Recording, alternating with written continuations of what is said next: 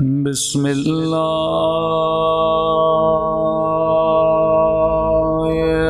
الرحمن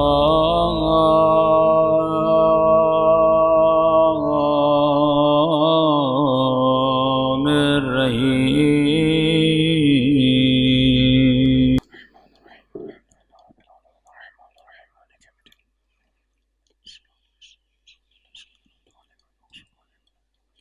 بسم الله الرحمن الرحيم.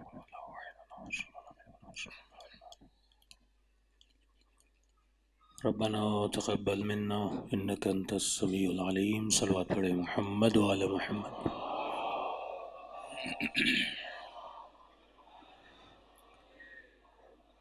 بسم الله الرحمن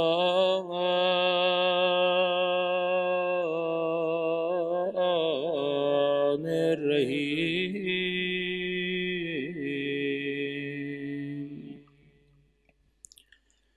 الحمد لله رب العالمين.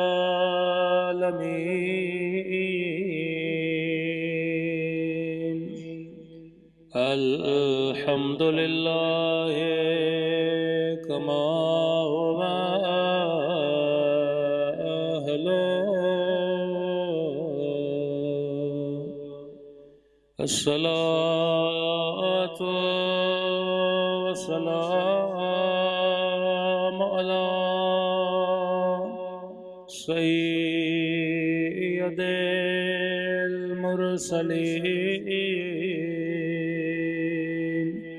وخاتم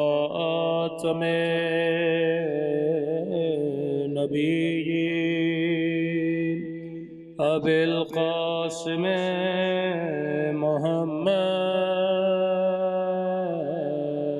اللهم صل على محمد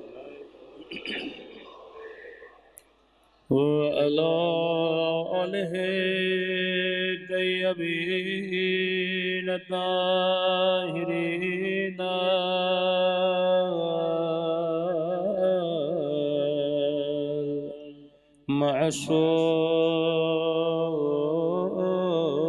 معصومين. سنبھل کے اپنے مولا کے ظہور کی دعا. اللہم کل ولیک حجت ابن الحسن صلواتک علیہ وعلی آبائه في هذه الساعة وفي كل وليا وحافظا وقائدا ودليلا وعينا حتى تسكنه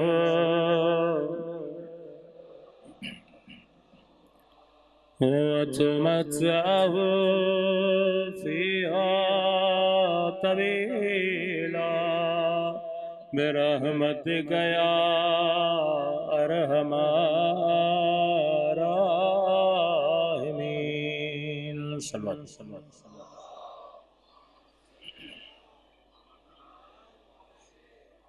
بسم الله الرحمن الرحيم. رب اشرح لي صدري ويسر لي أمري واحلل عقدة من لساني يفقهوا قولي.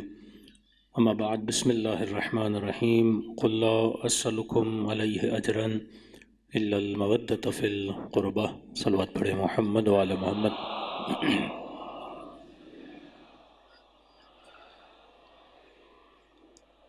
دعا ہے پروردگار عالم ہم سب کی عبادتوں کو اپنی بارگاہ میں قبول فرمائے اور جس مقصد زندگی کے لیے ان مجالس میں شرکت کرتے ہیں خدا ان مقاصد میں بھی ہم سب کو کامیابی نصیب فرما دے. کچھ برادران نے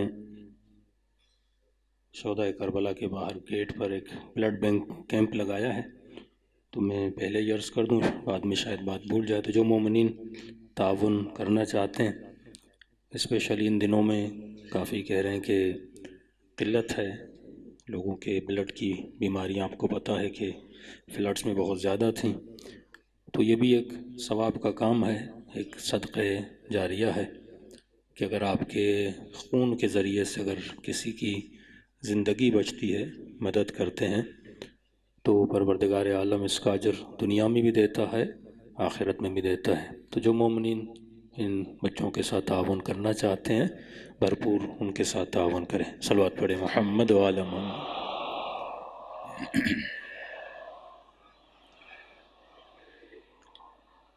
مسلسل آپ کی خدمت میں محبت، مودت اور اتمام حجت کے عنوان سے گفتگو ہو رہی ہے کہ پروردگار عالم بشر سے اور انسانوں سے ایک مطالبہ کرتا ہے، اور اس مطالبے کو پورا کرنا یہ بندگی کا معیار ہوتا ہے کہ ہم کتنی اللہ کی مانتے ہیں اور کتنی اپنی منواتے ہیں۔ لفظ عبد کا مطلب بھی یہی ہے کہ اگر میری مرضی شامل ہو گئی تو یہ عبادت نہیں ہے، اگر اللہ کی مرضی شامل ہے تو یہ عبادت ہے۔ آغائے قراتی بہت چھوٹی سی مثال دیتے ہیں اپنی، بتاتے ہیں شدید گرمی تھی، کہیں پہ سفر پہ گئے، وضو کرنا چاہتے تھے، پیاس لگی، شدید پیاس لگی، تو ایک پانی کا ٹھنڈا سا چشمہ وہاں سے گزر رہا تھا، تو جیسے نگاہ پانی پر پڑی، پیاس بھی بڑی شدید لگی تھی، تو انہوں نے کہا میں وضو بھی کر لوں اور جا کے پانی بھی پی لوں۔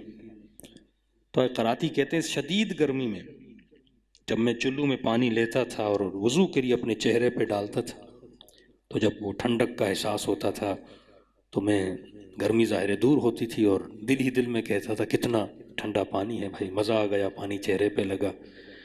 تو کہتے ہیں وضو کرنے کے بعد میں نے 1 منٹ کے لیے سوچا کہ قراتی یہ وضو اللہ کے لیے تھا یا تیرے مزے کے لیے تھا؟ کہتے ہیں میں نے دوبارہ جا کے وضو کیا کہ اس وضو میں مزہ شامل تھا، پروردگار عالم شامل نہیں تھا۔ ایک مرتبہ میں مجلس پڑھتا ہوں، سنتا ہوں، کرواتا ہوں اپنی ذات کے لیے، اللہ کے لیے نہیں۔ یہ مجلس تو پڑھنی ہے تو بندے کی نیت کیا ہے؟ ایک مرتبہ نیت ہے مجلس پڑھ رہا ہوں، چلو فائنل شوری بندہ مضبوط ہو جائے گا، کہیں سے نظر و نیاز آ جائے گا، یہ بھی ایک نیت ہے۔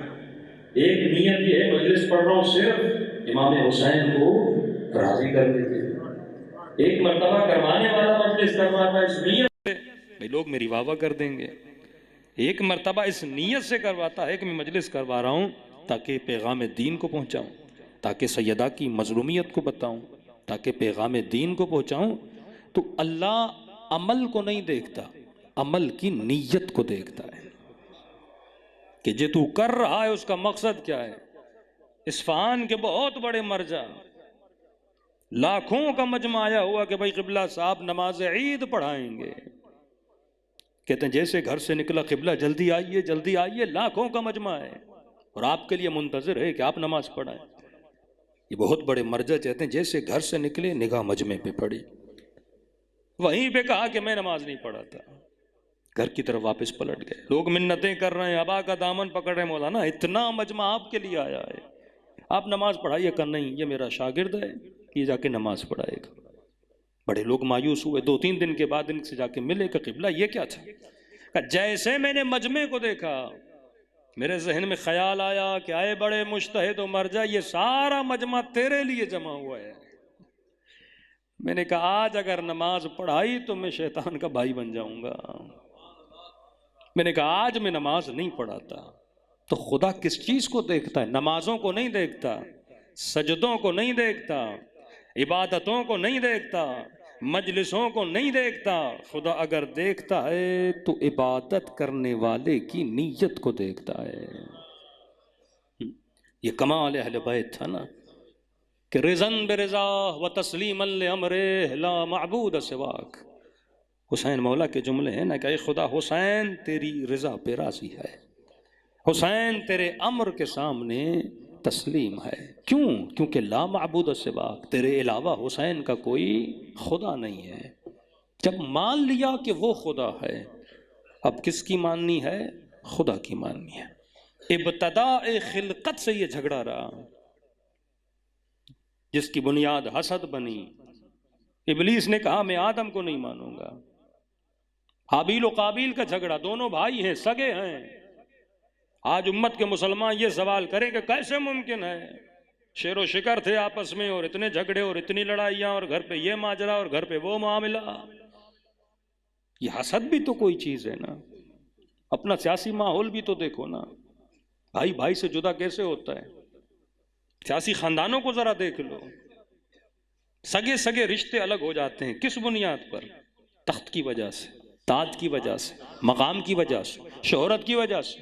اب نام نہیں لیتا، آپ کے ذہن میں سارے سیاسی خاندان موجود ہیں، بڑے بڑے سیاسی خاندان، بھائی بھائی، کزن کزن، آپس میں جدا ہو گئے، صرف کس کے لیے؟ تخت و تاج کے لیے۔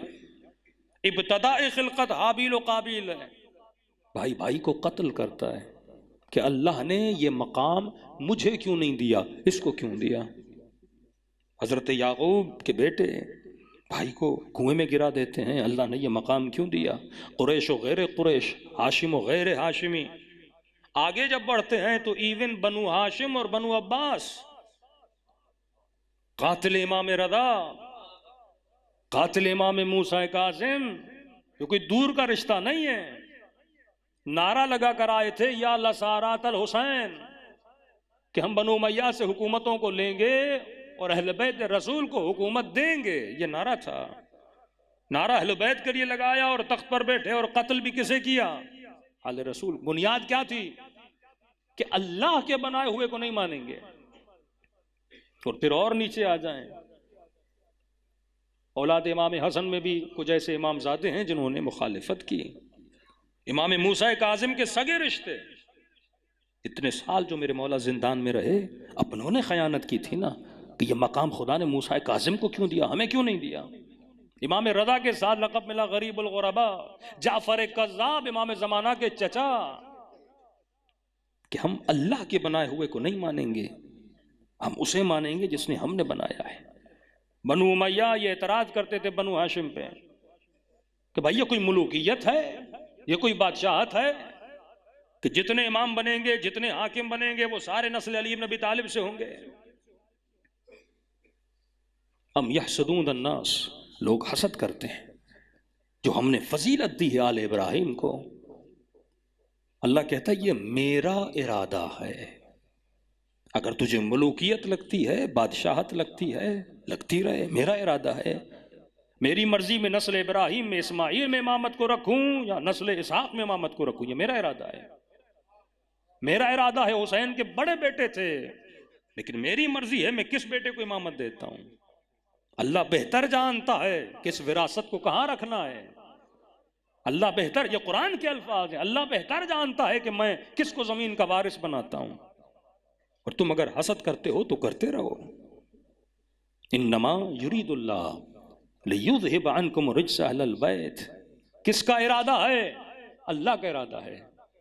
انما حصر کے لیے آتا ہے، اللہ کا ارادہ ہے کہ کچھ لوگوں کو پاک کیا جائے۔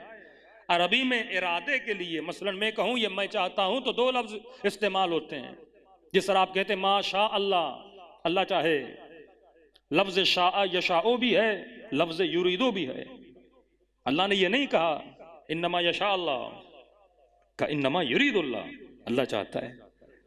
کہتے ہیں شاء وہاں پہ استعمال ہوتا ہے جہاں پہ ارادہ دو طرفہ ہو، یریدو وہاں پہ استعمال ہوتا ہے جہاں ارادہ یک طرفہ ہو۔ مثلا میں مثال دے رہا ہوں، یہ کتاب میرے ہاتھ میں ہے، میں کہوں گا میری کتاب ہے، میری مرضی میں سے مثلا خدا نخواستہ پھینک دیتا ہوں، میرا ارادہ ہے، کوئی مجھے روک نہیں سکتا۔ لیکن ایک مرتبہ میں کہتا ہوں کتاب تو میری ہے، لیکن یہ مومن جو سامنے بیٹھا اس کے سر پہ ماروں گا، تو آپ کہیں گے اس میں آپ کا ارادہ نہیں چلے گا، اس بندے کی مرضی بھی تو شامل ہے، وہ اگر نہ چاہے تو آپ کیسے مارو گے؟ مارو گے اوپر سے، وہ بھی آپ کو ایک جواب دے دے گا۔ تو یہاں پہ شاء یعنی ارادہ دو طرفہ ہو، میں اگر کوئی کام کروں تو اگلے کی مرضی بھی شامل ہو، لیکن یریدوں میں مرضی شامل نہیں ہوتی۔ اللہ کہتا ہے انما یرید اللہ، میری مرضی ہے، تجھے پسند ہے یا نہیں ہے میں پاک کر کے دکھاؤں گا. انما یرید اللہ لیذھب عنکم الرجس اہل البیت ویطہرکم تطہیرا. اگر تم حسد کرتے ہو تو کرتے رہو. ام یحسدون الناس علی ما آتاہم اللہ من فضلہ، اللہ کی مرضی ہے، میں جسے چاہوں فضل عطا کروں، جسے چاہوں امام بناؤں، جسے چاہوں علی بناؤں، جسے چاہوں حسن بناؤں، جسے چاہوں سیدہ شباب اہل جنت بناؤں. یہ میری مرضی ہے. اور یہ نہیں کہ میں نے بنا دیا، بنایا تو فضیلت بھی عطا کی، بنایا تو علم بھی عطا کیا، بنایا تو طہارت بھی عطا کی. یہ کس کا ارادہ ہے؟ اللہ کا ارادہ ہے. سب سے بڑا جھگڑا آج شیعہ سنی کا مسئلہ کیا ہے؟ ایک ہی مسئلہ ہے، اللہ کا کینڈیڈیٹ، عوام کا کینڈیڈیٹ. آج پاکستان کا سب سے بڑا مسئلہ کیا ہے؟ جمہوری لوگ کہتے ہیں ہمیں چننے نہیں دیتے، اوپر سے چنا جاتا ہے. دو لفظ آپ سنتے ہیں نا، سلیکٹڈ الیکٹڈ. کچھ کہتے ہیں سلیکٹڈ کو مانیں گے، کچھ کہتے ہیں الیکٹڈ کو مانیں گے. شیعہ الیکٹڈ والے ہیں، اہل سنت سلیکٹڈ والے ہیں. مسئلہ یہ نہیں بندہ اچھا نہیں ہے بندہ برا ہے، آپ امت کے بہترین فرد کو مسند پہ بٹھاؤ.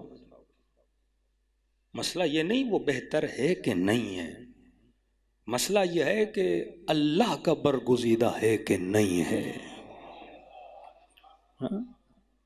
اب یہ اس بات کرنا ہے قرآن کے ذریعے، روایات کے ذریعے، کہ نبی کے بعد فیصلہ امت کو ہے یا اللہ کو ہے. سمپل سا ایک جھگڑا ہے، سمپل سا ایک مسئلہ ہے. اس کو قرآن اور احادیث کی روح میں بڑی آسانی سے حل کر دیا جا سکتا ہے، لیکن اس پہ امت لڑ رہی ہے. 1000 سالوں سے ہم لڑ رہے ہیں. اور صرف آپ نہیں لڑے، بنو اسرائیل لڑتے رہے. نبیوں کو صرف نہیں مارا، ناقہ صالح کو بھی مار دیا، حضرت یحییٰ کو شہید کر دیا، لاکھوں کی تعداد میں انبیاء کو قتل کر دیا گیا. بحث یہ تھی کہ تیرے بنائے ہوئے کو نہیں مانیں گے. اگر سامری بچڑے کو بھی بنا دے تو ہم مانیں گے، لیکن موسیٰ اگر ہارون کو بناتا ہے تو ہم نہیں مانیں گے. تو اللہ نے عذاب کی صورت میں امت پہ جو عذاب نازل کیا وہ یہ تھا، بنی اسرائیل سے عیسیٰ کو اٹھا لیا، بنی اسماعیل سے مہدی کو اٹھا لیا. کہ اب جب قدر نہیں کرو گے، قیمت نہیں جانو گے، تب تک نہ عیسیٰ کو بھیجوں گا نہ مہدی کو بھیجوں گا. تم آزما لو، جتنے تو نے بنانے ہیں بناؤ بناؤ بناؤ، جتنے بنانے بناؤ. پھر یہ مودودی صاحب نے کتاب کیوں لکھی خلافت و ملوکیت؟ بھی خلافت چلنے دیتے، ملوکیت بیچ میں کہاں سے آ گئی؟ تو اسی لیے اہل بیت کے چاہنے والے دین الہی میں جمہوریت کو نہیں مانتے. اور جمہوریت واقعاً ہے بھی کیا؟ انگریزوں کا بنایا ہوا فارمولہ. کہ ایک بچے اور جوان نے کہا کہ مولانا جمہوریت کیا ہوتی ہے؟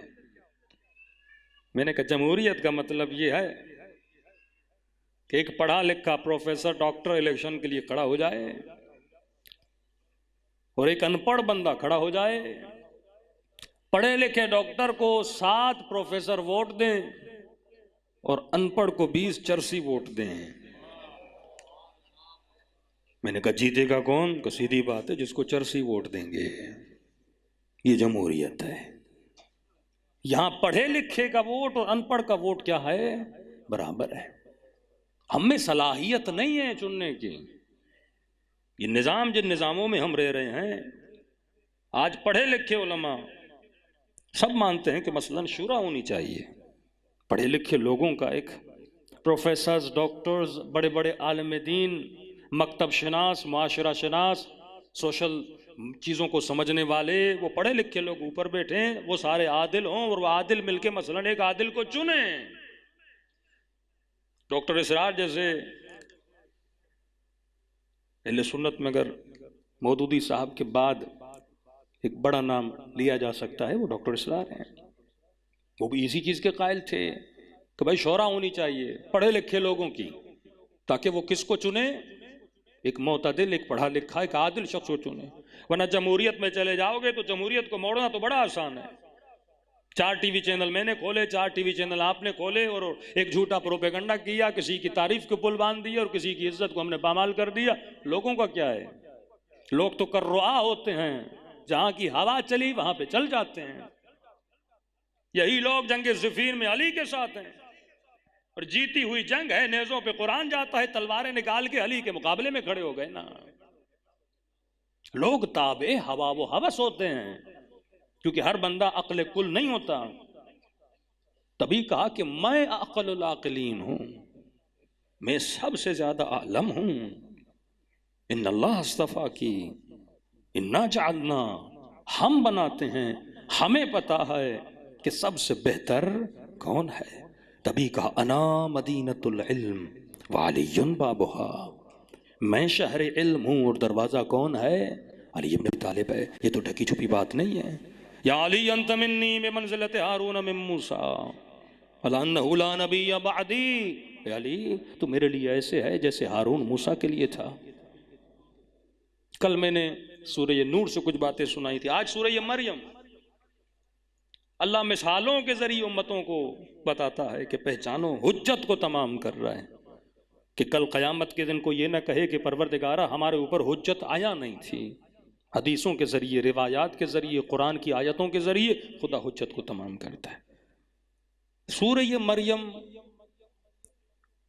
جتنے بھی شبہات ہیں مکتب اہل بیت پہ، ان شبہات کا جواب خدا نے سورہ مریم میں دیا ہے۔ کہ مثلا اس دن میں نے کہا کوئی اعتراض کرے کہ آپ شیعہ کہتے ہیں جناب سیدہ سے جبرائیل، میکائیل، اسرافیل آ کے کلام کرتے تھے گاہن مباشرن، تو کیسے ممکن ہے؟ جبرائیل تو نبیوں سے بات کرتا ہے، اور آپ کہتے ہیں کہ ایک غیر نبی وجود ہے اور اس سے جبرائیل بات کرتے ہیں، یہاں تک کہ فتوے بھی لگ جاتے ہیں۔ شیعہ کیسی باتیں کر رہے ہیں؟ لیکن قرآن صراحتاً بتا رہا ہے کہ جناب مریم سے جبرائیل کلام کیا کرتے تھے۔ سارے شبہات کا جواب قرآن میں موجود ہے۔ یہاں کوئی بندہ قرآن مانتا ہے یا نہیں مانتا، اگر قرآن مانتا ہے تو اللہ نے مسئلہ حل کر دیا۔ کہ کیسے ممکن ہے؟ شیعہ کہتے ہیں کہ حضرت امام زمانہ 3 یا 5 سال میں امام بنے، باتیں کرتے تھے، لوگوں کو مسائل بتاتے تھے۔ یہ مزاحن کہتے ہیں، شیعوں کا 7، 8، 9واں امام 7ویں سال کی عمر میں امام بنا اور لوگوں کو مسائل بتاتا تھا۔ یہ جو مذاق اڑاتے ہیں نا، تھوڑی دور قرآن پڑھ لیں۔ عیسیٰ ماں کی گود میں ہے اور بات کرتا ہوا نظر آ رہا ہے۔ یہ اعتراض کسی امام پہ نہیں، اللہ پر ہے۔ خدا اگر کسی کو اپنا نمائندہ بناتا ہے، وہ علم بھی رکھتا ہے، وہ بات کرنے کی صلاحیت بھی رکھتا ہے۔ سورہ مریم مثال ہے فضیلت جناب سیدہ کو بیان کرنے کے لیے۔ اہل بیت فرماتے ہیں جو فضیلتیں سورہ مریم میں بی بی مریم کے لیے ہیں، اس بنی اسرائیل کی امت کے لیے مریم طاہرہ تھی، اور بنی اسماعیل کی امت کی مریم فاطمہ ہے۔ جو فضیلتیں بی بی مریم کے لیے، وہی فضیلتیں ان کے لیے۔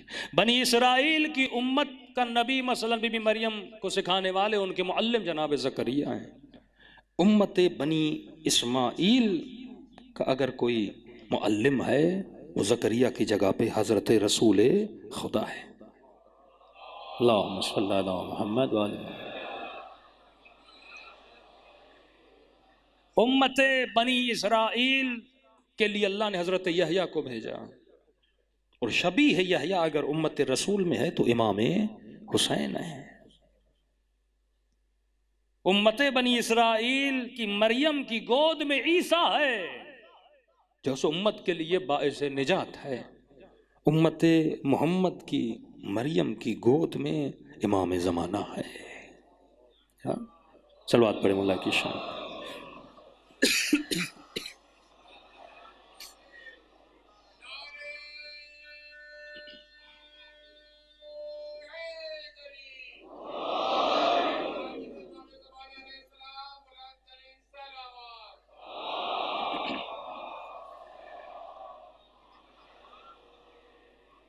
حضرت مریم کے لیے قرآن کیا اذ قالت الملائکۃ یا مریم ان اللہ اصطفاکی وطہرکی واصطفاکی علی النساء العالمین۔ اے مریم، ملائکوں نے کہا اللہ نے تجھے چنا ہے، وطہرکی، اور تجھے پاک کیا ہے، وصطفیٰ کی، چنا ہے تجھے علی النساء العالمین، کائنات کی عورتوں کے لیے، ان کے اوپر تجھے کیا دی ہے؟ برتری دی ہے۔ علماء فرماتے ہیں یہاں عالمین کا مطلب یہ ہے کہ اس زمانے کے عالمین میں جتنی عورتیں تھیں ان پر فضیلت تھی کس کو؟ جناب مریم کو۔ لیکن جناب سیدہ کی زیارت نامے میں کیا پڑھتے ہیں؟ سیدۃ نساء العالمین، مریم بھی سیدۃ نساء العالمین ہے۔ عالمین سے مراد اپنے زمانے کی عالمین میں جتنی خواتین ہیں ان کے اوپر افضلیت رکھتی ہیں۔ لیکن جب میرے معصوم امام سیدہ کا زیارت نامہ سکھاتے ہیں تو فرماتے کہو سیدۃ نساء الاولین من الاولین والآخرین۔ بی بی مریم کے لیے لفظ نہیں آئے کہ من الاولین والآخرین، لیکن سیدہ فاطمہ کے لیے کیا کہا؟ من الاولین، آدم سے لے کر خاتم تک اور خاتم سے لے کر قیامت تک جتنی عورتیں آئیں گی سب پر فضیلت ہے سیدہ زہرا کو۔ اور جملے یہاں تک رکے نہیں، سیدۃ نساء العالمین من الاولین والآخرین فی الدنیا والآخرہ۔ یہ اولین و آخرین صرف دنیا میں نہیں، آخرت میں بھی جتنی خواتین ہیں ان کے اوپر سیدہ کو کیا ہے؟ برتریت ہے۔ جو فضیلتیں مریم کی وہ فضیلتیں سیدہ کے لیے۔ مریم کے لیے کیا کہا؟ اب یہاں پہ تھوڑی 1 منٹ کے لیے روکنا چاہوں گا۔ جناب مریم کے استاد کون ہیں؟ جناب زکریا۔ سیدہ کے معلم کون ہیں؟ رسول گرامی۔ یہاں پہ مسلمان اگر 5 منٹ کے لیے سوچے نا کہ وہ کتنی بڑی غلطی کر رہا ہے، حجت تمام کر رہا ہے پروردگار عالم۔ بی بی مریم کی ماں نے دعا مانگی کہ پروردگارہ بیٹا دو گے تو تیرے گھر کا غلام بناؤں گی۔ نتیجتاً خدا نے بیٹا نہیں دیا، بیٹی دی۔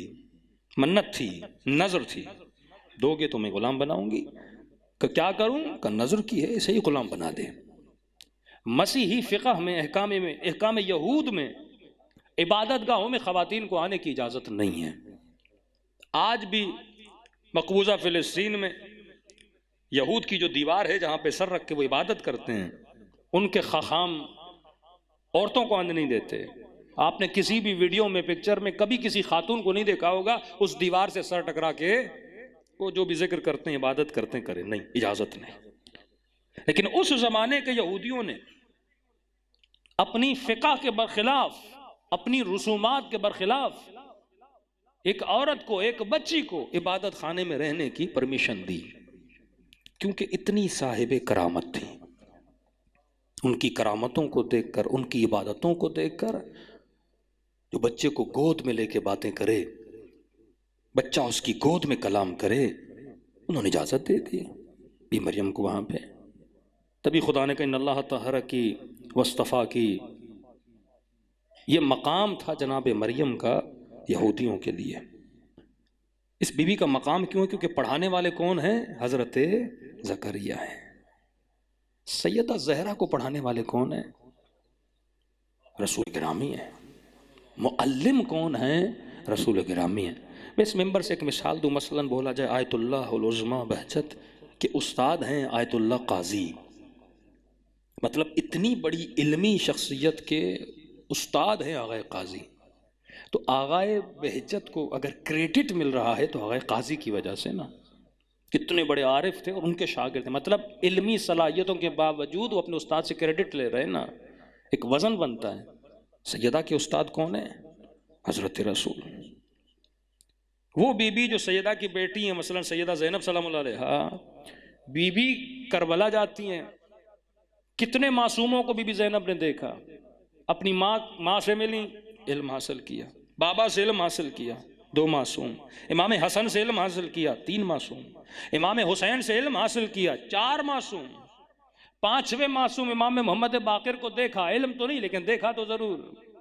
جو بی بی 4 معصوموں سے علم لے چکی ہیں، ابن عباس اہل سنت شیعہ کے لیے بہترین شخصیتیں اور راوی ہیں، وہ جب بھی حدیث نقل کرتے تھے سیدہ زینب سے، جن کا لقب ہے ابن عباس کا حبر الامہ، وہ جب حدیث نقل کرتے ہیں سیدہ زینب سے، تو جملہ استعمال کرتے ہیں عقیلتنا، نام نہیں لیتے بی بی زینب کا، لقب ہے عقیلت العرب، عرب میں سب سے زیادہ عقل مند بی بی، یا اس طرح نقل کرتے ہیں سیدتنا، نام نہیں لیتے۔ یہ احترام بی بی زینب کا ہے کیونکہ بی بی زینب کے جو پڑھانے والے اساتذہ ہیں وہ 4 معصوم ہیں۔ اب 5 منٹ کے لیے سوچو، سیدہ زہرا کو جس نے پڑھایا وہ محمد مصطفیٰ ہے، اتنا بڑا مقام ہے، اور اس بی بی پہ انگلیاں اٹھائی جائیں، اس بی بی کو بولا جائے کہ آپ کو اس فقہی مسئلے کا پتہ نہیں ہے، جو کہاں پڑھی؟ مہد نبوت میں پڑھی ہیں، جو رسالت کی گود میں پلی ہیں، بڑی ہیں۔ مقام مریم کیا ہے؟ ان اللہ اصطفاکی وطہرکی واصطفاکی علی النساء العالمین، خدا نے تجھے چنا ہے، خدا نے تجھے پاک بنایا ہے۔ لیکن یہی سیدہ مریم جب بچے کی ولادت کی باری آتی ہے تو اللہ کی آواز آتی ہے مکاناً شرقیہ، یہاں سے نکل جاؤ، بچہ جا کر باہر پیدا کرو۔ اور دوسری جگہ جب علی کی ولادت کی باری آتی ہے، یہ اشارے ہیں امت کے لیے کہ دیکھو تحرکی والی کا مقام کیا ہے اور یطہرکم تطہیرا والوں کا مقام کیا ہے۔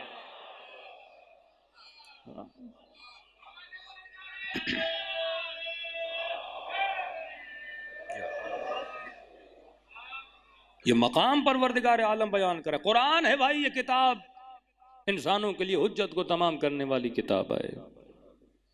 بلایا گیا، آیت اللہ العظمیٰ قزوینی کہتے ہیں میں مکے میں کعبے کی وہ دیوار جو پھٹی تھی اور مولا علی کی والدہ وہاں سے داخل ہوئی تھی، میں وہیں بیٹھا ہوا تھا، تو کہتے ہیں آ گئی یہ چند لال رومال والے انسان، اور انہوں نے کہا کہ آپ مشرک ہو، آپ کیا کر رہے ہو؟ تو انہوں نے کہا آپ کی کتاب میں لکھا ہوا حاکم مستدرک میں موجود ہے، کہ علی کی والدہ کو بولا، وہ کہتے ہیں نہیں ایسی چیزیں نہیں ہیں، کہتے میں نے حوالہ دیا، گئے حاکم مستدرک کو کھولا اور کتاب کو پڑھا، اگلے دن آ کر کہنے لگے آج تک تو ہم نے یہ روایت پڑھی ہی نہیں تھی۔ دیکھیے نا، ماچس کی جو ہوتی ہیں جن سے کئی لوگ گھر بناتے ہیں نا، تنکوں سے، تو گھر تو بن جاتا ہے لیکن اس کی خامی یہ ہوتی ہے نا، بیچ سے ایک تنکا نکال دو گھر سارا گر جاتا ہے۔ تو یہ وہابی کتنے بھی اسپرنگ لگا کے گھر بنائیں، آپ ایک اسپرنگ بیچ سے کھینچ دو تو سارے کے سارے گھر کیا ہو جاتے ہیں؟ ڈھا جاتے ہیں۔ معصوم فرماتے ہیں قرآن سے تمسک کرو، وہ نشانیاں جو اللہ نے بتائی ہیں ان نشانیوں سے اعلان کرو۔ وطہرکی سیدہ مریم کے لیے بھی استعمال ہوا، اور اہل بیت رسول کے لیے کیا فرما؟ انما یرید اللہ، یا شاء نہیں ہے، یرید ہے، یعنی اللہ کا ارادہ ہے، لیذہب عنکم الرجس اہل البیت ویطہرکم، کہتے ہیں یہ جو یطہرکم ہے یہ وہی مقام ہے جو حضرت مریم کو ملا۔ طہرکی، اللہ نے تجھے پاک کیا، اللہ کا ارادہ ہے کہ اہل بیت رسول تمہیں پاک کیا جائے، یہ وہ منزل ہے جو مریم کو ملی۔ یطہرکم تطہیرا، یہ مفعول مطلق ہے، ایسا پاک کیا جائے جیسا پاک کرنے کا حق ہے۔ کا تطہیرا، جس منزل تطہیرا میں جو آ جاتا ہے، یعنی اب وہ ایسا معصوم ہے جو کبھی ترک اولا بھی نہیں کر سکتا۔ آدم سے ترک اولا ہوا، لیکن جو مقام اور منزلت یطہرکم تطہیرا پر ہیں ان سے کبھی ترک اولا نہیں ہو سکتا۔ اور ہم نے کل والی آیت میں بتایا سورہ نور میں کہ خدا نے، یہ وہ زجاجہ ہے، یہ وہ نور ہے جسے پروردگار عالم، یہ جس سے آگ کبھی مس نہیں ہو سکتی، ان کا نور وہ ہے، یوقدو، کہ زیتونیہ، یہ زیتون ہے، جس طرح آئل کا تیل ہوتا ہے نا، کہا یہ زیتونیہ ہے اور اس کا جو تیل ہے یہ کبھی بجھ نہیں سکتا۔ کہ میں نے کہا کہ حسین زیتون ہیں، اور وجود حسین سے جو کربلا میں خون بہا وہ حرارت ہے جو کبھی بجھ نہیں سکتی۔ اگر دیکھنے والی با بصیرت آنکھیں ہوں وہ 40 حسینی سے بہت کچھ سیکھ سکتی ہیں۔ کہ آج کائنات کے دلوں میں جو حسین کی محبت پروردگار عالم نے ڈالی ہے نا، کئی اوقات مومنین کہتے ہیں مولانا دشمن بڑھتے جا رہے ہیں، ہمارے اوپر بڑے تھریٹس آ رہے ہیں، محدودیتیں ایجاد کی جا رہی ہیں، کیا ہوگا یہ ہوگا. میں نے کہا اس سے بڑے بڑے دشمن آئے، بڑے بڑے دشمن آئے، یزید جیسے، صدام جیسے. ہاں کیسے کیسے گروپس بنائے گئے، کبھی جبہت النصرہ، کبھی آئی ایس کی صورت میں. لیکن کیا کبھی حسینیت رکی؟ یہ اللہ کا وعدہ ہے، یہ وہ نور ہے جسے کوئی بجھا نہیں سکتا.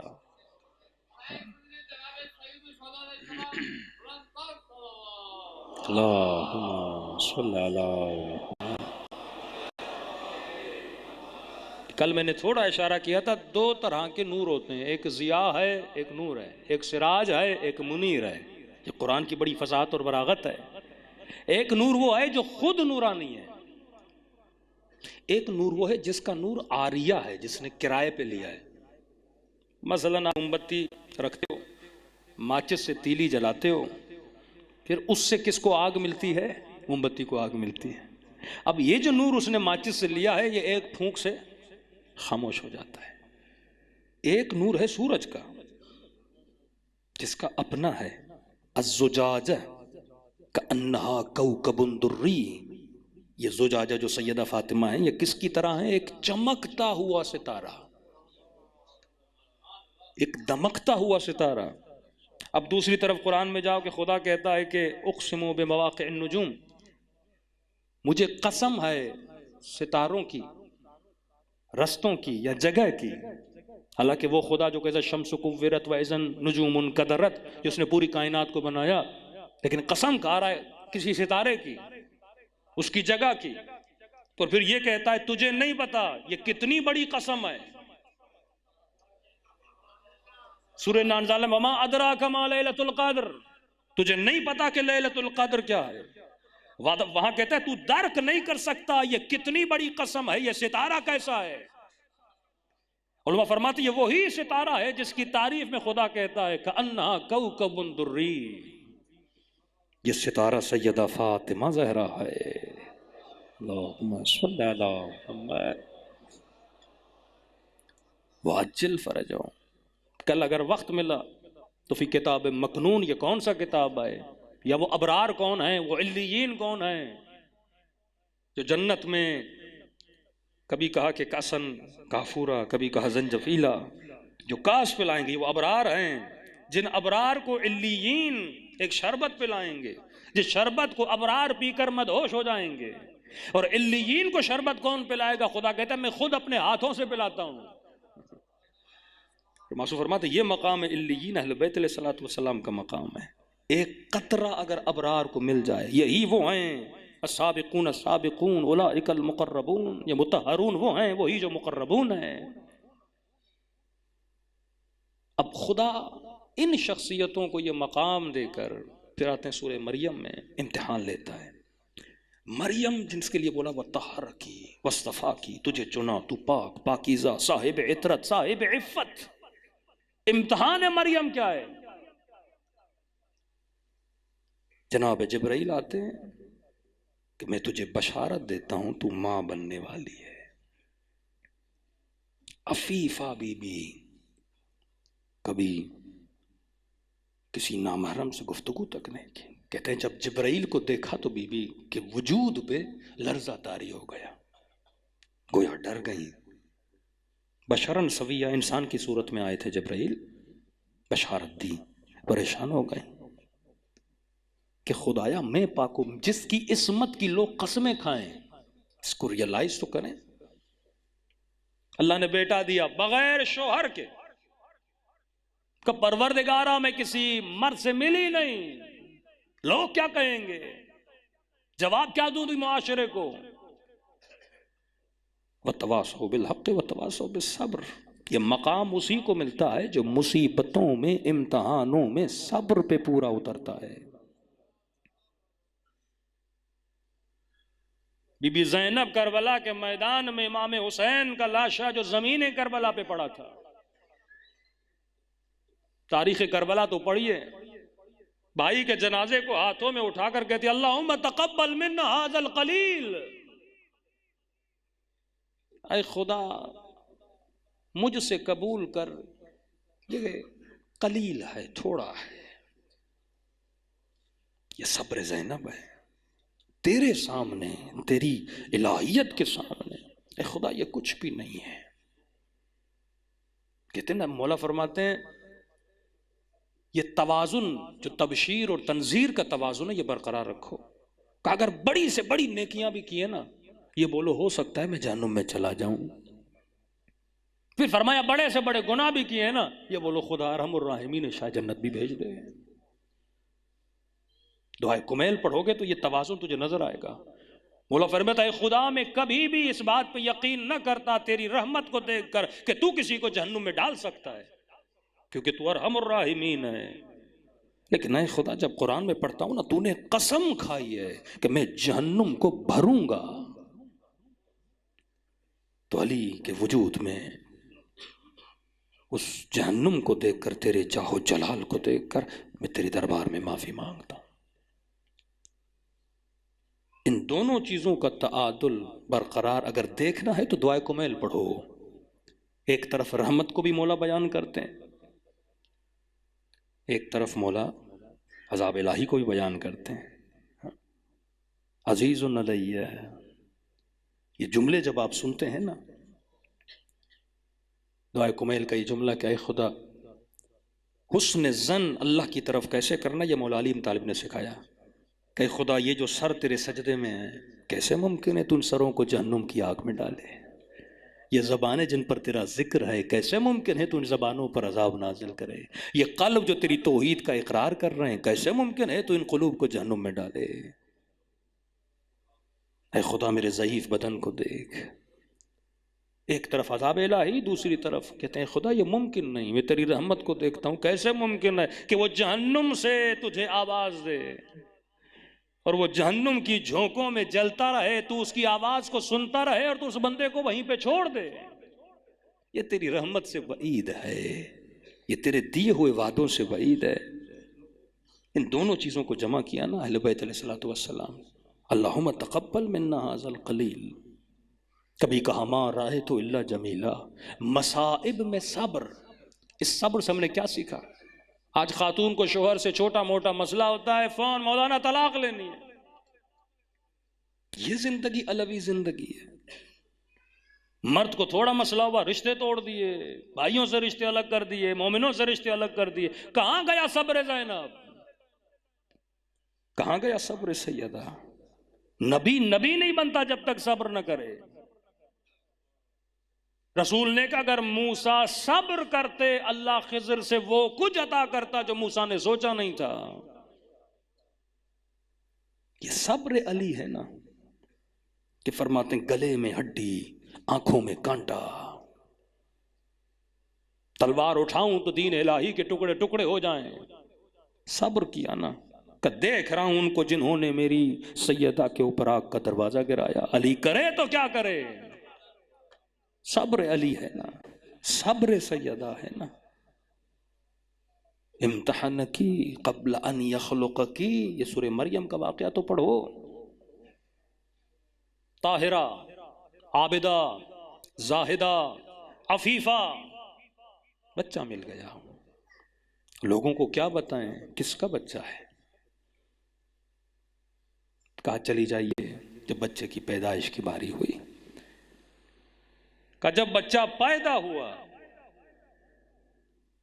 تو شدت حیا اور شدت غم میں کہا مت تو، اے کاش میں مر جاتی۔ خدایا کیا بتاؤں یہ بچہ کس کا ہے؟ پھر کہا نسین منسیا، یا کوئی ایسا کام کر کہ یہ لوگ بھول جائیں کوئی مریم بھی تھی، لوگوں کی میموری سے میرا نام مٹ جائے۔ خدایا کہاں لے کر جاؤں اس بچے کو؟ مریم یہی تو تیرا امتحان ہے، ایک عفیفہ کا یہی تو امتحان ہے، ایک عبد کا یہی تو امتحان ہے کہ قضاء الہی کے سامنے، مشیت خدا کے سامنے سر جھکائے بندہ عبد تبھی کہلاتا ہے۔ آج کوئی خاتون کہے مجھے حجاب کی سمجھ نہیں آتی، کوئی جوان کہے مجھے اسلام کے حکام کی سمجھ، یہی تو مشیت خدا ہے۔ تیری سمجھ میں یار نہیں ہے، اللہ کی سمجھ میں یار ہے۔ اگر تم نے کلمہ پڑھا اشہد ان لا الہ الا اللہ واشہد ان محمد رسول اللہ، اور ایک قدم تم آگے بڑھے واشہد ان علی ولی اللہ، جب شہادت دی اب ولی جو کہے کرو، اگر نہیں کرتے تو مشیت الہی کے سامنے ٹکر مار رہا ہے۔ آج معاشرے میں یہی تو مسئلہ ہے نا، عزتوں کو عفتوں کو پامال کیا جا رہا ہے۔ کل کی مجلس میں اگر وقت ملا وہ 17 نکاتی ایجنڈا جو یہود نے بنایا پوری دنیا کے لیے، مین مہرہ عورت تھی، پورا سورہ مریم کے نام پہ، ایک سورہ محمد کے نام پہ اتنی عزت اور وقار عورت کو دی جا رہی ہے۔ شجر مبارکہ کا اگر بہترین عضو ہے وہ سیدہ فاطمہ ہے۔ صلوات اگر بھیجی جاتی ہے بیٹی سے، اللہم صلی علی فاطمہ و ابوہا، اتنا مقام ایک عورت کا ہے۔ کیوں؟ کیونکہ عورت معاشرہ بناتی بھی ہے، عورت معاشرہ بگاڑتی بھی ہے۔ عورت کے لیے سب سے بڑا امتحان اس کی اپنی عفت کو سنبھالنا ہے، اپنے حیا کو سنبھالنا ہے۔ نفقہ مرد پہ واجب ہے، تو گھر کا وارث ہے، تیرے اوپر ہے، تو ڈیوٹی کر، تو صبح سے شام تک محنت کر، اس خاتون کی ضرورتوں کو پورا کر، بیوی کی ضرورتوں کو پورا کر، بیٹیوں کی ضرورتوں کو پورا کر۔ یہ ڈیوٹی ایک عورت کی نہیں ہے کہ جا کر جاب کرے، کام کرے، وہ تیری ضرورتوں کو پورا کرے۔ نظام پورا بگڑ جاتا ہے، اسلامی نظام، اسلامی سیولائزیشن، اسلامی معاشرہ، اس معاشرے میں ذمہ داری ایک عورت کی یہ ہے کہ وہ بچوں کی تربیت کرے۔ وہ اپنا پورا فوکس اگر کمانے پر لگائے گی، بچوں کو تربیت کیا کرے گی؟ یہ وہ نظام تھا جس نظام میں حسینی بنتے ہیں، علوی بنتے ہیں۔ دشمن نے لالچ دے کر عورت کو گھر سے باہر نکالا، جاب کے نام سے، نوکری کے نام سے۔ اور جب ہم جیسے معاشروں میں دیکھا کہ عورتیں تو باہر نکل ہی نہیں رہی، نکل بھی رہی ہیں تو انہوں نے اپنا ایک اسلامی سسٹم بنایا ہوا ہے، ایسے اسکولز ہیں جس میں صرف خواتین ہیں۔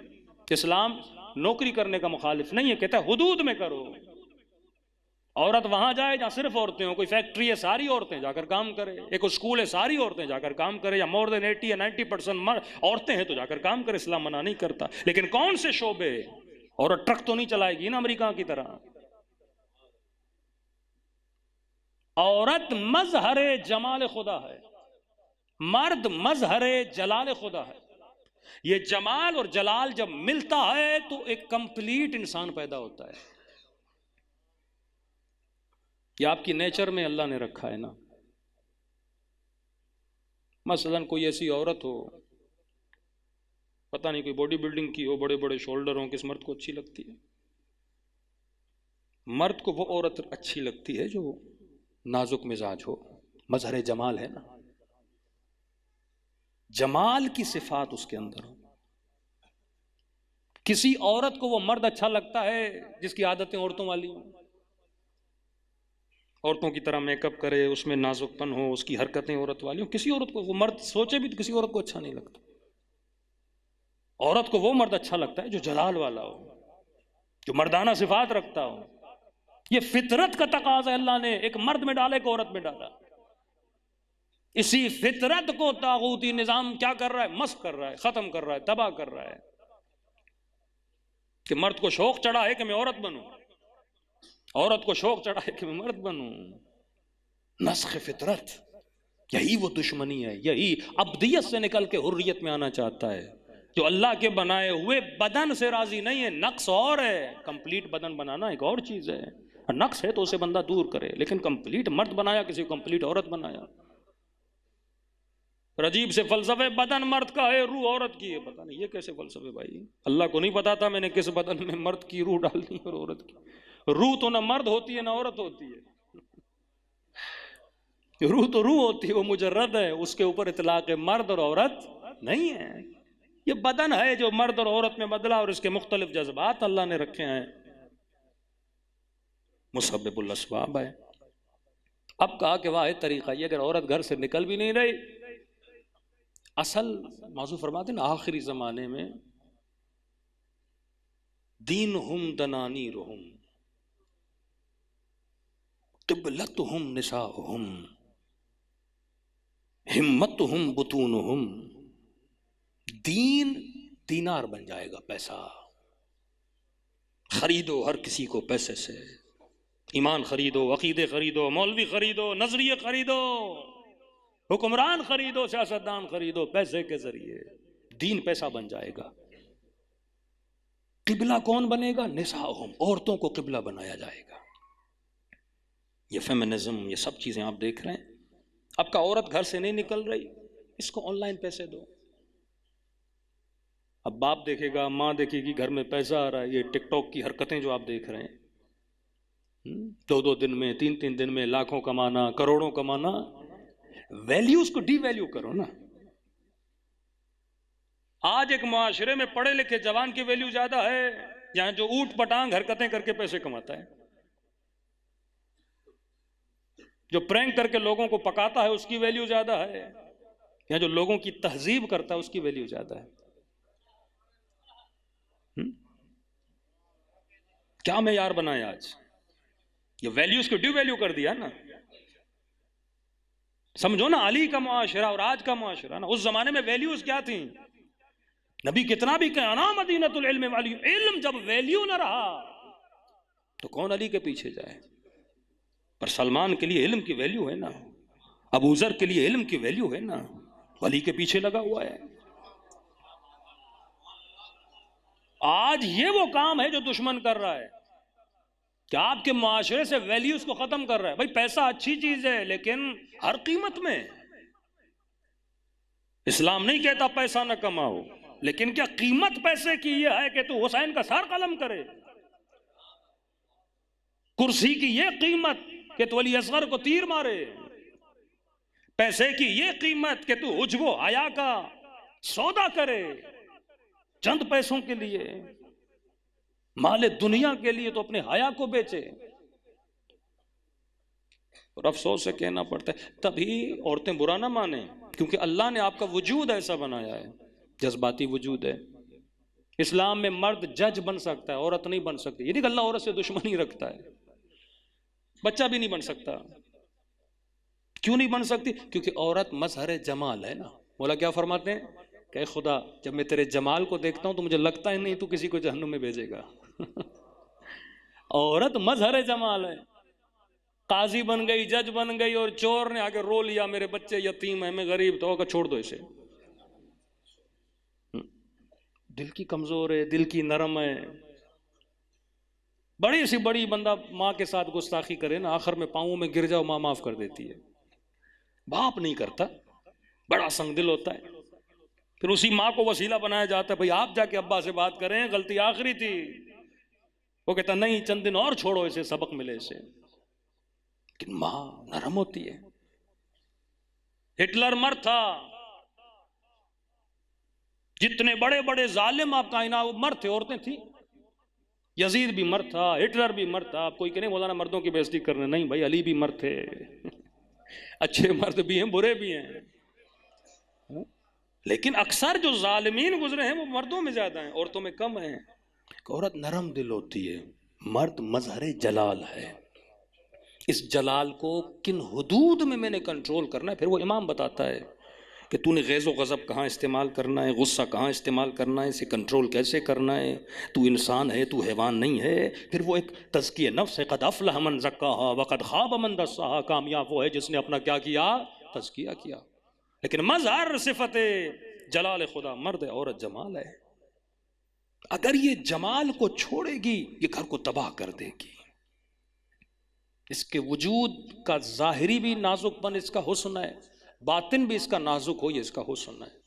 یہ جتنا خود کو بولڈ بناتی جائے گی، سخت بناتی جائے گی، نہ کسی مرد کو اچھی لگے گی، نہ خدا کو اچھی لگے گی۔ مطلب میں اپنی خلقت پہ راضی نہیں ہوں نا۔ اب کمال خدا بندی ہے، اس نے جلال اور جمال کو ملایا۔ اب بچہ جمال میں بھی پلتا ہے، جلال میں بھی پلتا ہے۔ اب جب اس کی تربیت ہوتی ہے نا، یہ بہترین بچہ بنتا ہے۔ ذریعے ایمان کو خریدا جا رہا ہے، معیار پیسہ بن گیا۔ یہی وہ کام تھا اہل بیت علیہ الصلوۃ والسلام کا کہ ہمیں ان وادیوں سے نکال کر طہارت کی وادیوں میں لا کے کھڑا کریں۔ صلوات پڑھے محمد و عالم۔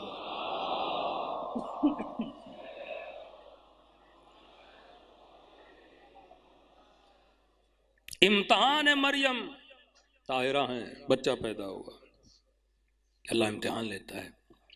کہا مت تو مر جاتی یا لوگ مجھے بھول جاتے. اللہ نے کہا نہیں مریم، یہی تیرا امتحان ہے.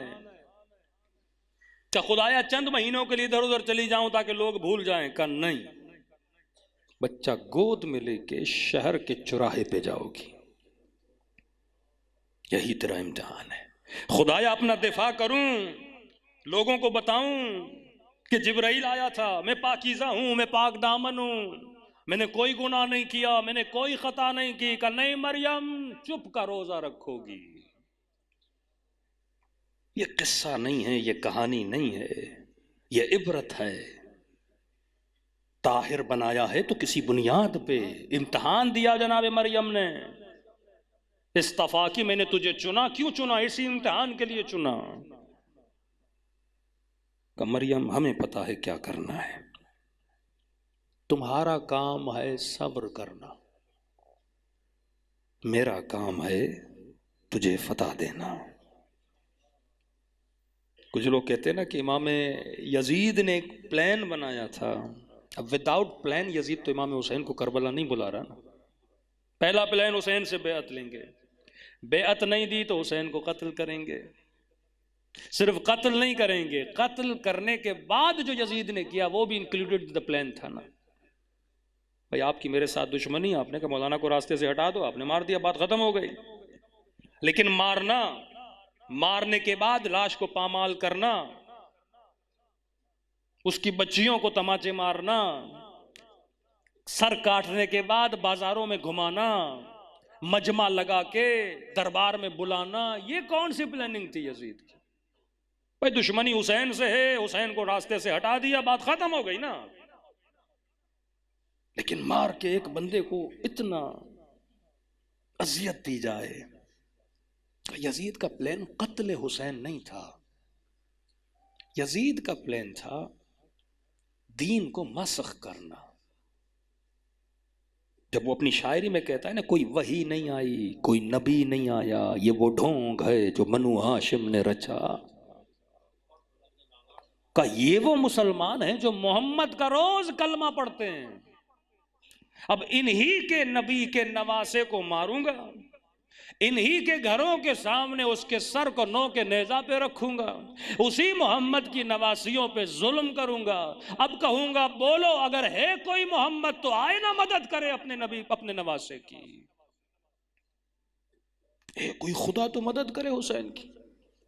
کوئی وحی نہیں، کوئی محمد نہیں، کوئی دین نہیں. اگر ہوتا تو خدا مدد کرتا نا، آخری نبی کا نواسا ہے.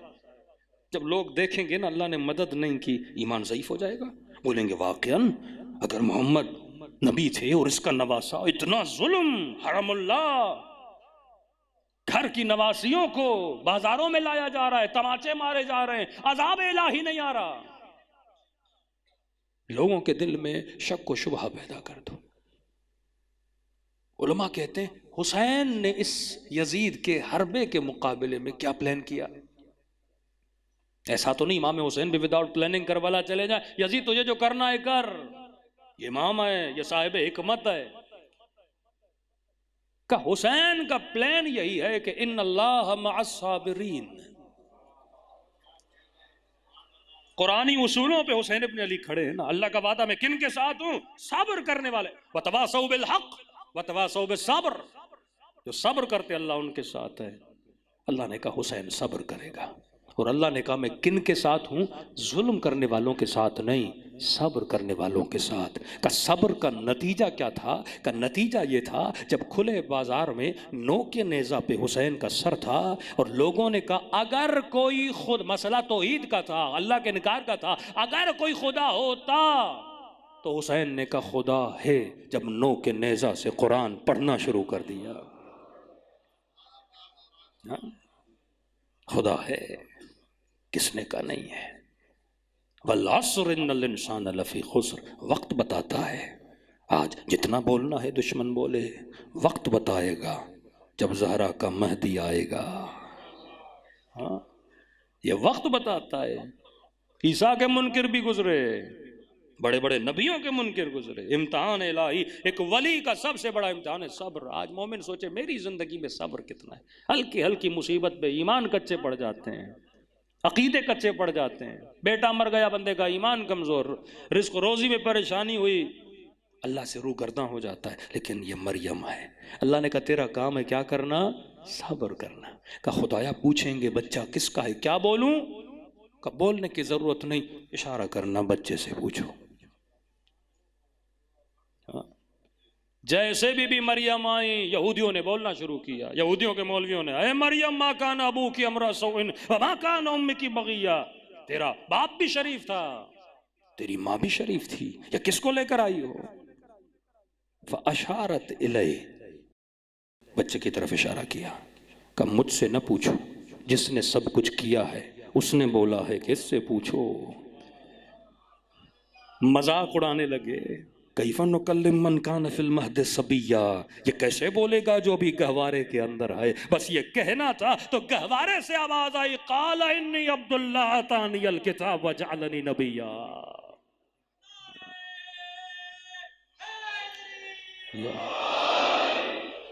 کیسے بولے گا حسین کا سر؟ بڑے بڑے ریسرچ کر، نہیں حسین کا مرا ہوا بندہ کیسے بول سکتا ہے؟ اللہ چاہے تو سب کچھ ہو سکتا ہے. عقیدہ تیرا خدا پر کمزور ہے، یہ مسئلہ حسین کا نہیں ہے، توحید خدا کا ہے. اس کی ذمہ داری ہے کہ وہ اپنی توحید کو بچائے. کہ وَتَوَاصَوْا بِالْحَقِّ وَتَوَاصَوْا بِالصَّبْرِ، مریم کا ساتھ دیا خدا نے. کل میں نے مجلس میں کہا امتحان سیدہ، وقت بہت نکل چکا، امتحان سیدہ جو بی بی طاہرہ ہے، جو بی بی عابدہ ہیں، جو بی بی زاہدہ ہیں، جو کبھی گھر سے نہ نکلی، کبھی نامحرم سے خطاب نہ کیا، اس بی بی کو مسجد جانا پڑے،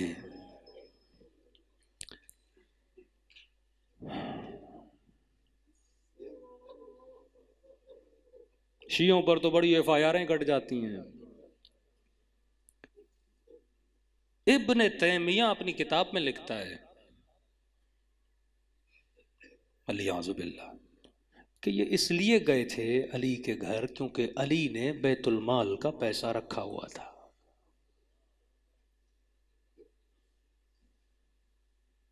جو ایسے لوگوں کو مانتے ہیں نا، خدا قیامت میں انہی کے ساتھ ان کو محشور کرے. یعنی عداوت اس لیول پر آ جائے کہ علی پر چوری کا الزام لگے، نبی کی بیٹی پر چوری کا الزام لگے. کا اور کوئی مسئلہ نہیں تھا، علی پیسے نہیں دے رہے تھے بیت المال کے. یہ وہ ظلم ہے جو آل رسول پہ کیا گیا. ایک واقعہ ہو نا، تواتر ہے. ایک برادر اہل سنت نے کہا کہ یہ آپ شیعوں کی باتیں، یہ ممکن نہیں، نبی کی بیٹی اس کے گھر پہ حملہ ہو. میں نے کہا دیکھو اگر تواتر سے تجھے واقعات ملیں تو مانو گے کہاں؟ کہ نہیں ہو سکتا، امت نبی کی بیٹی کے ساتھ احسان نہیں کر سکتی. میں نے کہا زینب کس کی نواسی ہے؟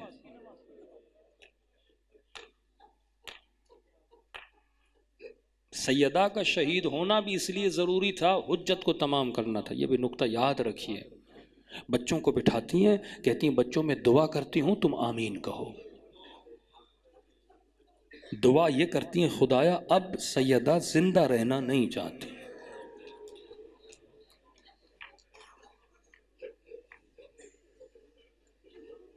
حجت کو تمام کرنا تھا نا لوگوں کے لیے.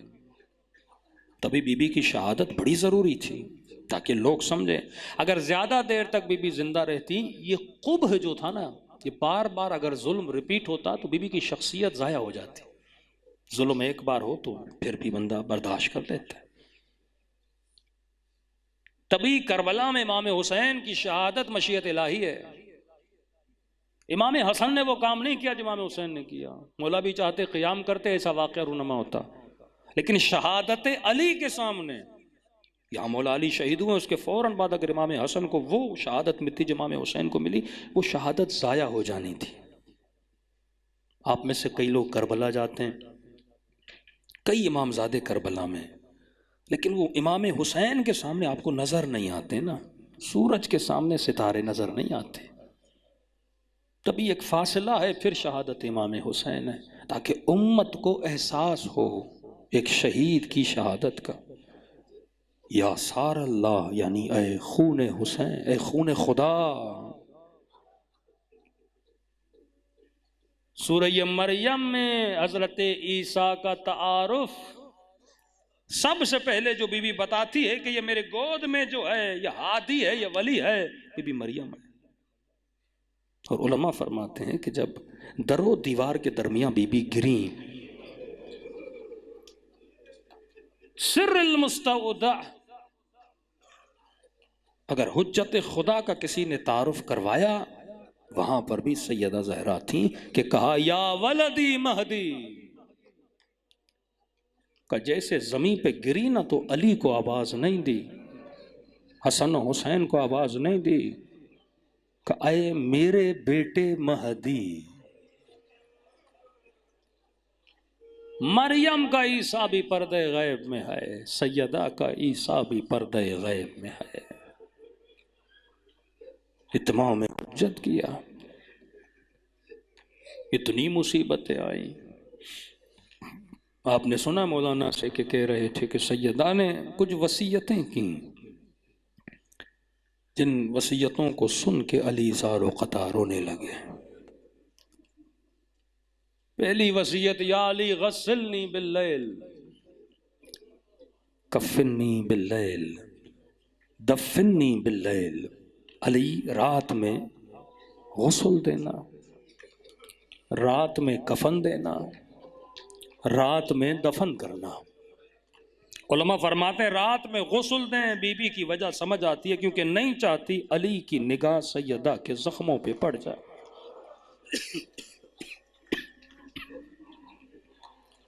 ٹوٹی ہوئی پسلیوں پہ پڑ جائے۔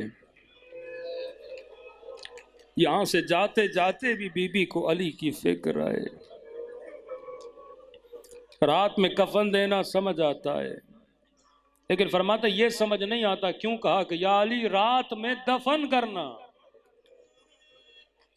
بی بی دفن تو بندہ صبح بھی ہو سکتا ہے، فرماتے نہیں، سیدہ نے کہا علی میں نہیں چاہتی میرے جنازے میں وہ آئیں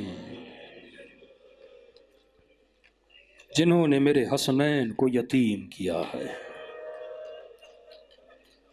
جنہوں نے اتنی دیر مجھے دربار میں کھڑا رکھا ہے۔ یہ بھی علماء فرماتے ہیں جیسے مسجد یا دربار سے گھر آئیے نا، بزرگ ذاکرین پڑھا کرتے تھے کہ بی بی زینب نے ماں کو پہچانا نہیں۔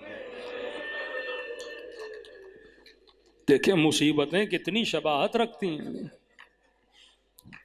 جب ماں کو نہیں پہچانا تو پریشانی سے کہنے لگی کہ اماں ایسا ہوا کیا ہے؟ آپ گئی تھیں تو کمر سیدھی تھی، آئی ہیں تو کمر جھکی ہے۔ تو سیدہ نے کہا بیٹی میں صحابی کے دربار سے آئی ہوں، تجھے شرابی کے دربار میں جانا ہے۔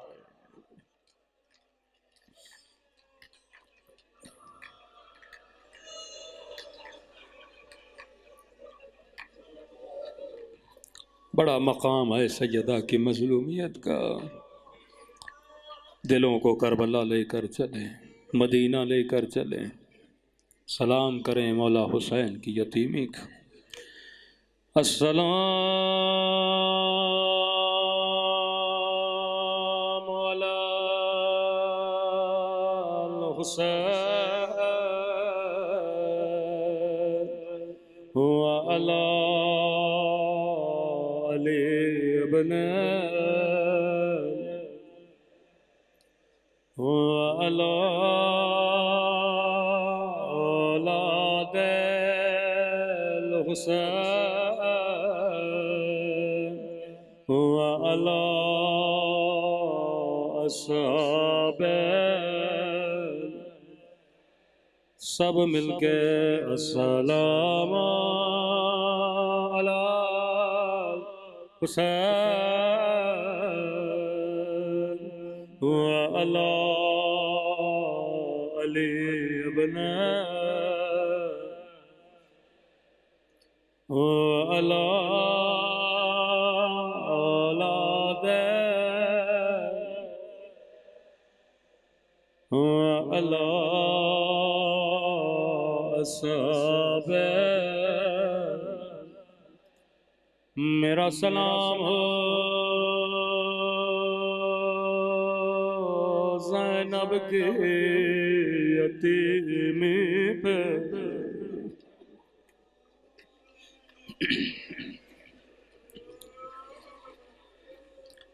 میرا سلام ہو جلتے ہوئے دروازے پہ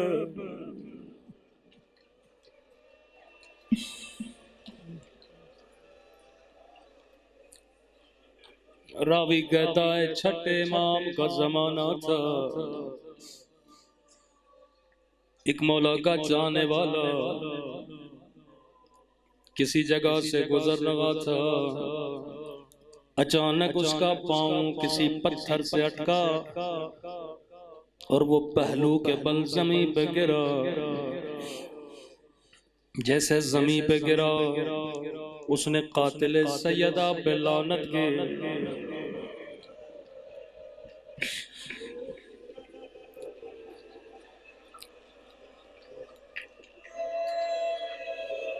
کچھ سپاہی کھڑے تھے، جیسے اس کی زبان سے لعنت کی آواز سنی اسے پکڑ کے لے گئے۔ انہوں نے سزا سنائی، سزائے موت۔ یہ بات میرے چھٹے امام کو پتا چلی کہ مولا اس نے لعنت بھیجی، کبھی اسے سزائے موت سنا دی گئی ہے۔ میرے چھٹے امام نے مصلی عبادت بچھایا، 2 رکعت نماز حاجت پڑھی، ناتھوں کو بلند کیا، میں خدا تجھے میری دادی کا واسطہ،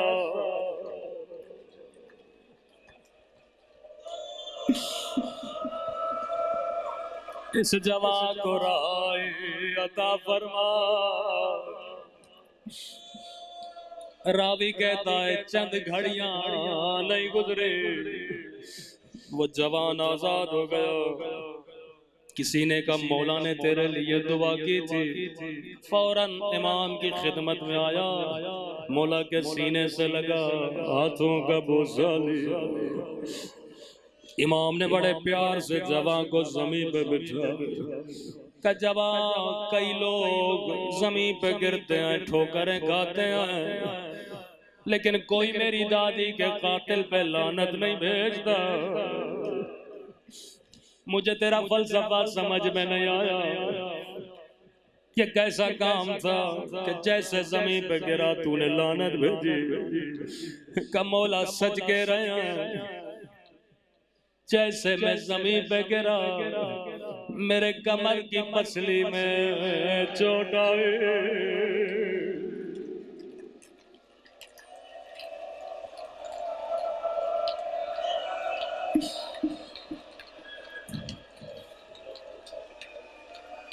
مولا الحمدللہ میری پسلی ٹوٹی نہیں ہے، لیکن اتنی تکلیف تھی، سانس لینے میں مسئلہ ہو رہا تھا، اور میں نے آپ سے سنا بی بی کی پسلیاں توڑ گئے تھے۔ میں نے کہا خدایا، اللہ جانے بی بی کو کتنی تکلیف ہوئی ہوگی۔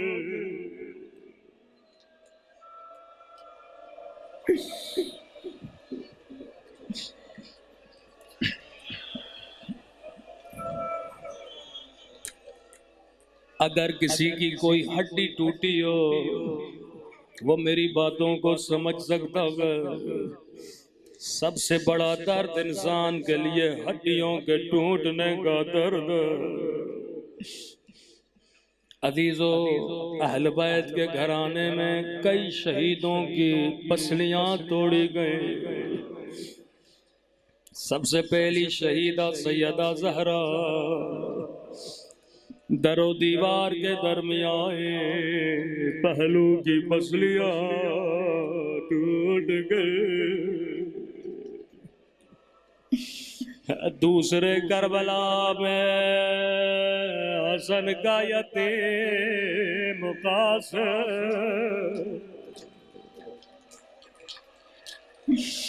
جب گھوڑے سے گرے دائیں طرف کی پسلیاں بائیں طرف چلے گئے۔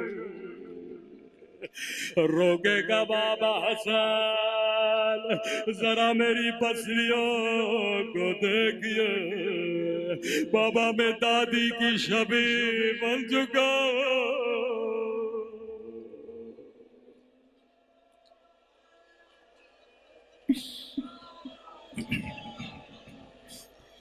تیسرے شہید نام ہے امام حسین۔ مولا حسین کی پسلیاں بھی توڑی گئی۔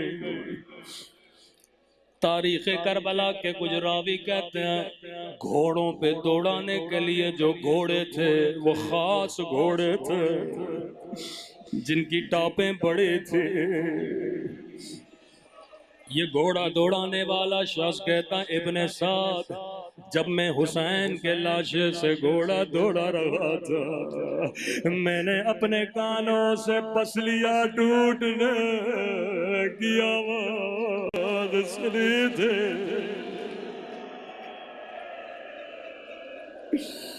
میں قربان سیدہ کے بچوں پر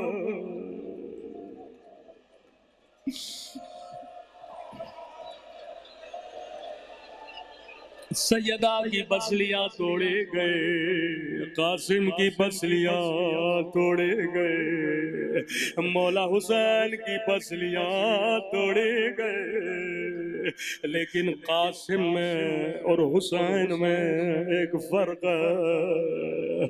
میرے معصوم فرماتے ہیں حسین شہید ہو چکے تھے، اس کے بعد گھوڑے دوڑائے گئے، لیکن قاسم ابھی زندہ تھا، زہرا بھی زندہ تھے۔ دائیں طرف کے گھوڑے بائیں طرف، بائیں طرف کے گھوڑے دائیں طرف۔ قاسم نے آواز دے اماں میں گھوڑے سے گر گیا۔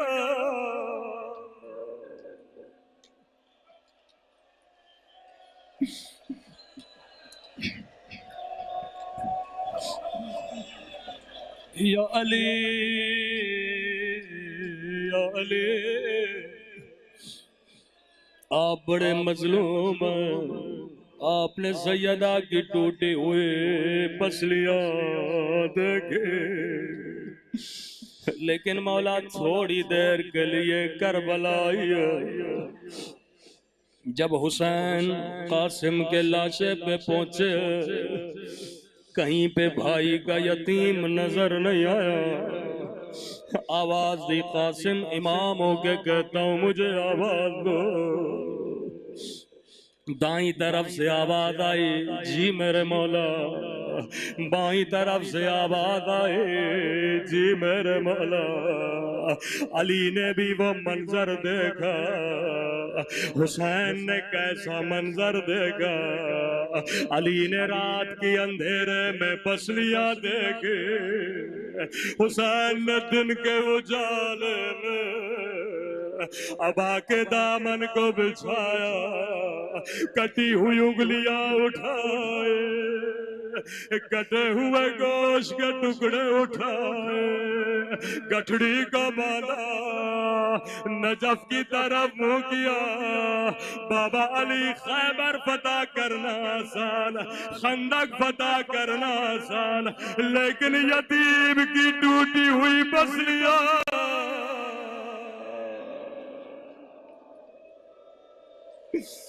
یتیم کے لاش کے ٹکڑے اٹھانا بڑا مشکل ہے۔ یقیناً حسین کو بابا کی مصیبت یاد آئی، لیکن روایت کے جملے بڑے سخت ہیں۔ گٹھڑی کو اٹھایا، خیمے کے در پہ آئے،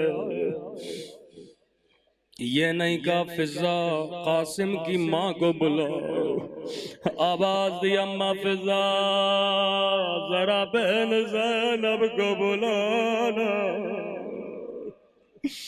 جس زینب نے ماں کی پسلیاں دیکھی ہیں وہی زینب صبر کر سکتی ہے، جس زینب نے علی کا زخمی سر دیکھا ہے وہی زینب صبر کر سکتی ہے، جس زینب نے جگر کے ٹکڑے دیکھے وہی زینب صبر کر سکتی ہے۔ خیمے کے در پہ آئے، فرمایا بہن زینب قاسم کا لاشا لایا ہو، لیکن زینب ماں کو نہ بتانا۔ بی بی زینب نے کہا حسین تیرے ہاتھ تو خالی ہے، لاشا کہاں ہے؟ روکے کا زینب یہ جو گٹھڑی میری پیڑ پہ ہے اس میں لازم کی لاش کے ٹکڑے ہیں۔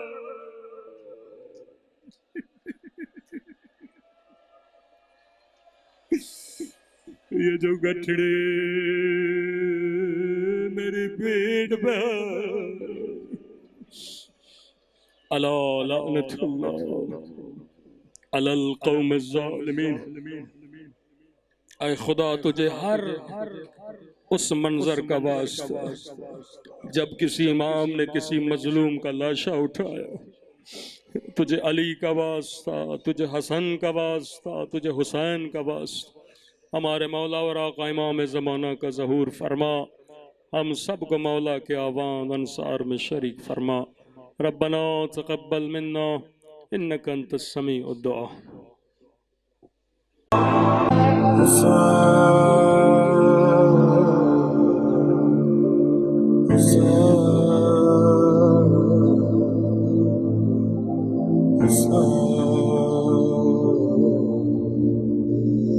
السلام